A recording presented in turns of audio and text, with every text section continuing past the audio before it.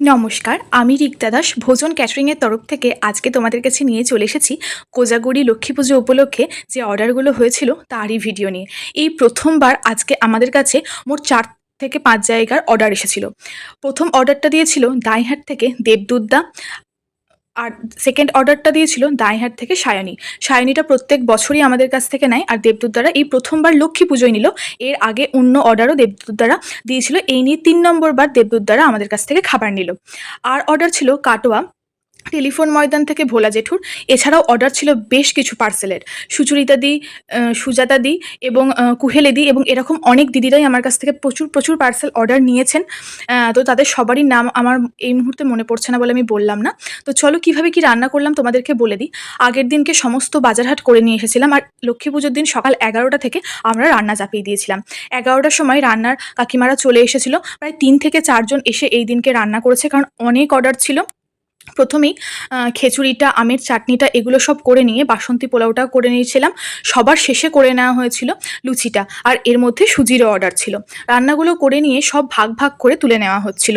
আর আমি পনিরটা করে নিয়েছিলাম নিরামিষভাবে একদম নিচের গ্যাসে, আর এই পনিরটা আমিই রান্না করেছিলাম। তারপরে সমস্ত পার্সেলগুলো গুছিয়ে নিচ্ছিলাম, কারণ পার্সেলের অর্ডার এসেছিলো প্রায় ৩০ থেকে ৩৫টা। আর ভোলা জেঠু টেলিফোন ময়দান থেকে যে অর্ডারটা দিয়েছিল উনি বলেই দিয়েছিলেন ওনার খাবারটা সম্পূর্ণ পার্সেলে যাবে। এছাড়াও যারা ৫টা ১০টা বা ২টো ৩টে করেও খাবারের পার্সেল আমাদের কাছে নিয়েছিল, সেগুলো প্রায় ৩৫ থেকে ৪০টা অর্ডার ছিল। যার জন্য লক্ষ্মী পুজোর দিন সকাল থেকে খুবই ব্যস্ততার মধ্যে আমাদের দিনগুলো কেটেছে। আর তোমরাও যারা তোমাদের যে কোনো ঘরোয়া অনুষ্ঠানে অথবা পুজোর ভোগের অর্ডার দিতে চাইছো, অবশ্যই আমার সাথে যোগাযোগ করবে স্ক্রিনে দেওয়া নাম্বারে। এই নাম্বারটা কলিং এবং হোয়াটসঅ্যাপ নাম্বার। আমি আরও একবার নাম্বারটা বলে দিচ্ছি, 8918738387 এই নম্বরে। আমরা আমাদের বাড়িতে রান্না করে যত্ন সহকারে তোমাদের বাড়িতে হোম ডেলিভারি দিয়ে দেবো। এছাড়াও যদি তোমাদের বাড়িতে রান্না করার জায়গা দেখিয়ে দাও আমাদেরকে, আমরা সুদক্ষ রাঁধুনি ও ক্যাটারিংয়ের ছেলে সহ পরিবেশন করিয়ে দেব। তারপরে আমরা সমস্ত মালপত্র গুছিয়ে নিলাম।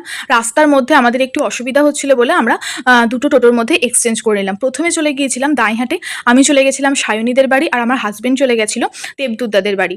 দাইহাটে এই দুটো অর্ডার এবং বেশ কিছু পার্সেল ডেলিভারি দিয়ে দেওয়ার পরে আমরা বাড়ি চলে এসেছিলাম। আর দেখো আমি এটা চলে এসেছি সায়নীদের বাড়িতে দিতে।